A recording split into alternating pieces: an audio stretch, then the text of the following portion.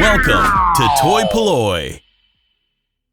Hello and welcome to another video from toy-polloi, and today we're going to be looking at restoring a vintage 1984 Real Ghostbusters Stay Puft Marshmallow Man. Now, I've done quite a few videos recently on the Real Ghostbusters, and it's a toy line I've started to get really quite into and really sort of enjoying the figures. So I thought it was about time that I sort of took on one of the major toys from the early waves of this line, which is of course the Stay Puft Marshmallow Man. Now in front of me here you can see I have two different versions of him. The one on the right is in remarkably good condition. He's still quite nice and white, has a few little sort of paint rubs on him, but overall is a very nice figure.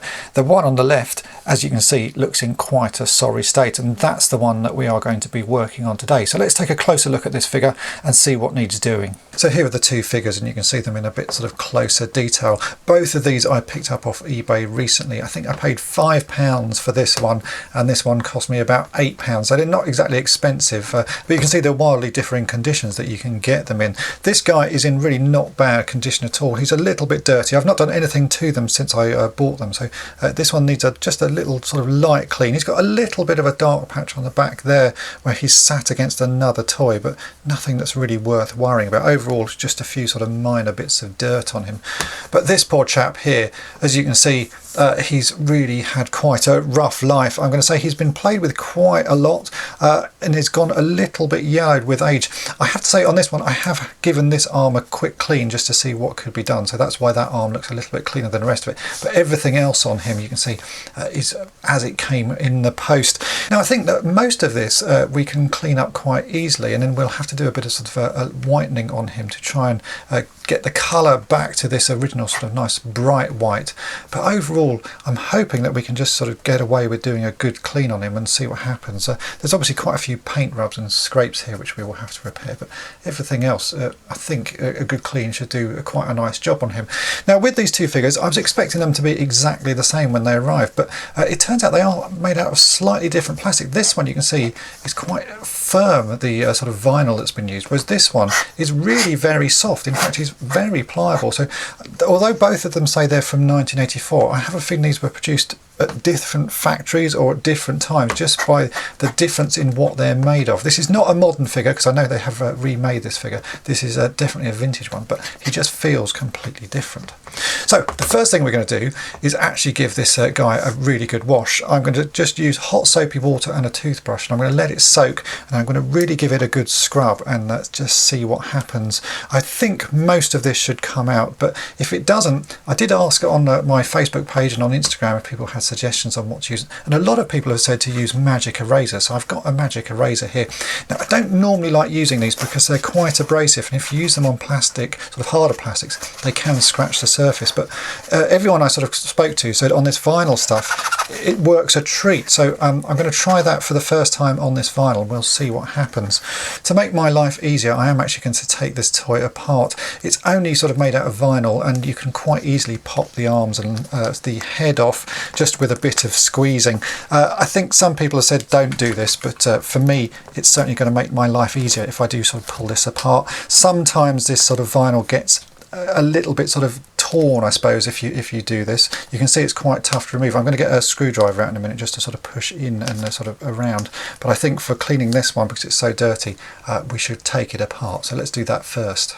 So all I have here is a flat-headed screwdriver, and that's just so that I can sort of push this into the inside parts and move things around. And I think if I do that I should be able to sort of prise out these arms quite easily. Yeah, you can see that it's quite flexible, this stuff. There we go. Once you've got a bit going, the rest will follow. So that's one arm out. You can see it's got a plastic bung or something inside it. I guess that's put there to make it hard for these things to be removed, because you wouldn't want a child doing this. But actually you can see inside that this is quite filthy inside, so it's going to be worth taking this apart so I can actually clean the inside of it as well. Hopefully the other arm will be just as easy to remove.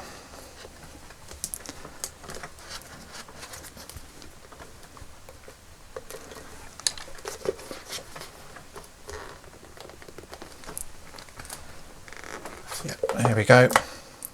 And then you can actually see the head is held on much the same. It looks to be a grey sort of bung on that.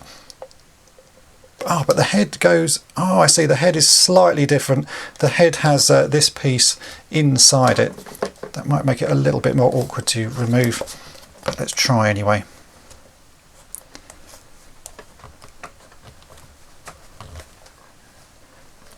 Oh yeah, I think that will come off in the end.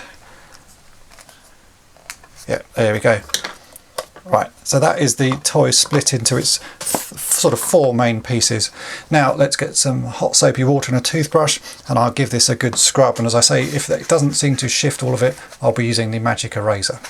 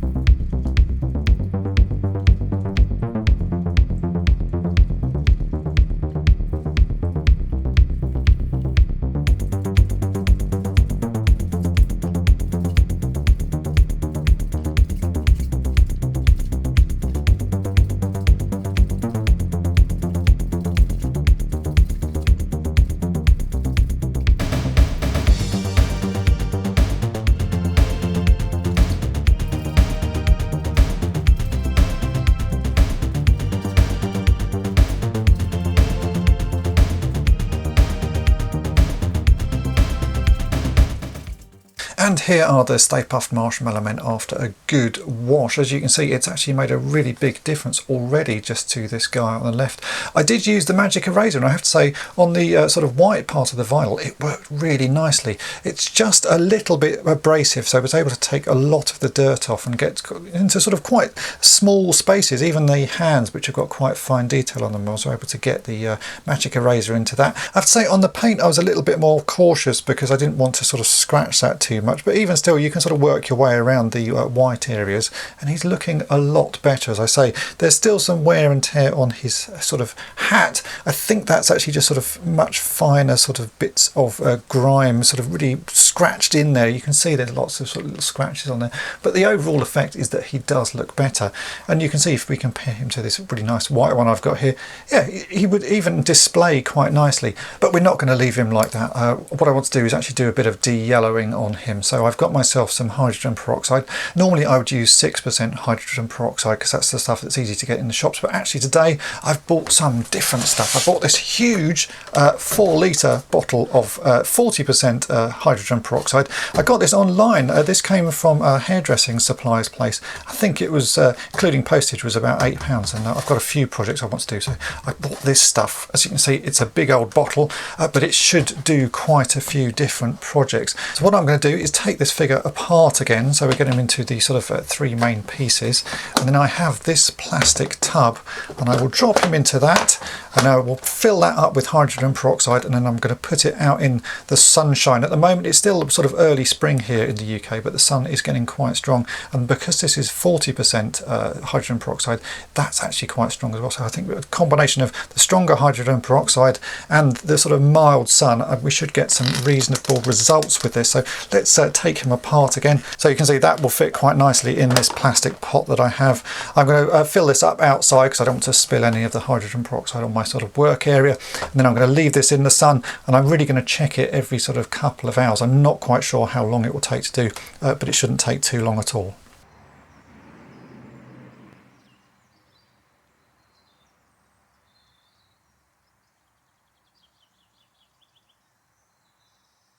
So here we are a couple of days later. I put him in sort of about 4 hours at a time on the sunniest parts of the day, and you can see that this is the results that we've got. It's not perfectly white. If I bring in the other one, you can see that is still a little bit whiter, but the overall effect compared to how yellow he was to start with, I think is actually pretty good. I don't think you would be able to get this much whiter even if I left it in for a longer time, so I'm just going to leave it as it is now. Now the next stage is that we need to sort out some of the paint damage. This has obviously been sort of worn at the front. There's a little bit of wearing on the corners here as well, but it's mainly the red that seems to be the damaged thing. So we're going to get that sort of fixed up. Before I do that, I actually want to put him back together, and he's actually fairly straightforward to put together again. So here's the head. It's just a case of brute force and twisting sort of put pieces in and twist it around, and at some point it will twist in enough that you can sort of pop the parts back on. It feels sort of quite a vicious thing to do, but it is the only way of getting these on. I'm sure this is probably what they did in the factories back in the day. There you go. That's his head back on. Now let's do the same with his arms, and then I'll sort out some paint. One arm.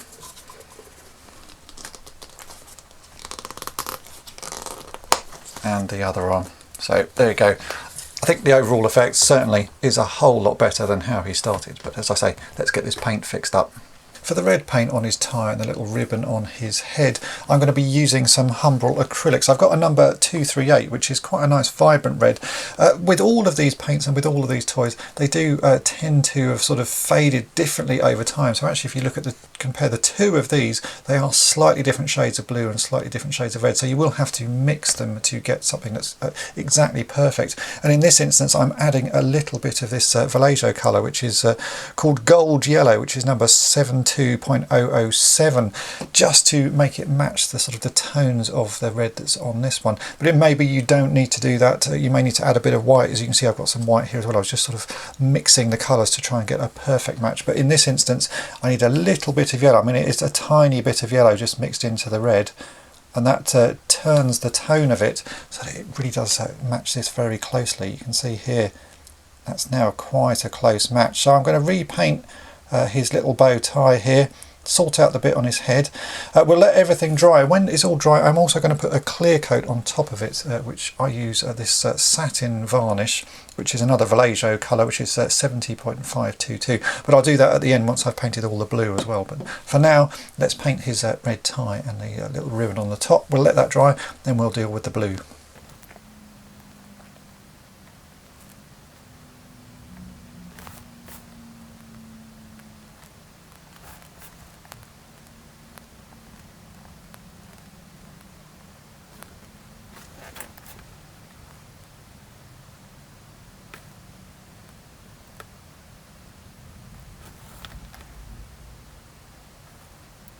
For the blue, I'm also using some acrylic paints. This time I have a Vallejo model colour, which is 70.925, which is just called Blue. This is actually a pretty good match, but again, because the paint on this has faded over the years, it's actually gone a little bit purple. So I'm mixing in a very tiny amount of this one, which is 70.960 Violet, and that has given me a sort of a tone that is a very close match to the blue on this figure. But as I say, chances are your figure will be a slightly different tone again, but you always have to mix something. I think you just got to find something that's a good starting point, which is this blue here, and then work with that. So yeah, I've mixed a very tiny amount of the purple into this blue, and you can see that if I just put this on here, that is now a nice match. It really does sort of closely resemble the tone that this paint has gone, but yours may be slightly different. So I'm just going to touch up all of these little bits on the corners. We'll let it dry, then I'll put some top coat on, and that will be done.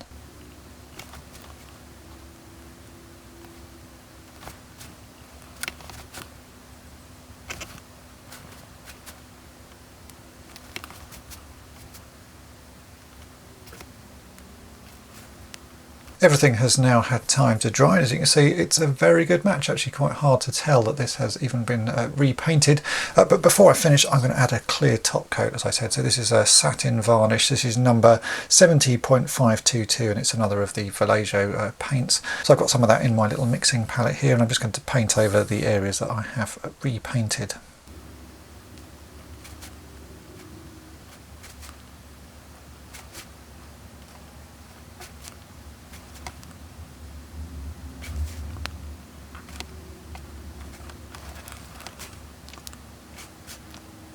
And here is the finished Stay Puft Marshmallow Man. As you can see, he's looking really quite nice now. All of the paint is touched up and dried, and that really does make quite a big difference. Just having those sort of rubs on the front of him really sort of makes him look old and very tatty. But as you can see, the overall effect now is actually quite impressive, considering how he started. If I put up some shots now of how he was when I first started work on him, you can see how rough and how dirty he was, and what a difference a few sort of hours hours of work really makes on him. It's now quite a displayable piece. As I mentioned earlier, he's not quite as white as the other one I have. If I bring that in, you can see there's a little bit of a sort of tonal difference there, but the overall effect, if you had this in your collection, I think would be very pleasing. I think it's a figure that certainly would display very well. And this one, as I sort of mentioned right at the start of the video, it does appear to be made out of a slightly different material, so maybe it's to do with the types of vinyl that we used when these were made. This one is just a much whiter vinyl, but anyway, doesn't matter, because this one is looking a whole lot better. For a £5 purchase off eBay, I'm really very pleased with how that has come out, and he can now stand there with all the other Ghostbusters getting ready to be zapped with a proton beam, so it's well worth the effort. If you've enjoyed this video, then why not check out some of my other Ghostbusters restorations. I've got quite a few of those building up, and I cover quite a few projects, including remaking the proton streams on all of these packs and repairing the packs, plus a whole load of other things, so do check those out. If you want to see more videos of mine, then make sure to hit the subscribe button and tap the bell to be notified each time I upload a new video, and thanks for watching. Thanks for watching toy-polloi. Subscribe for more great videos. You can also follow toy-polloi on Twitter, Facebook, and Instagram.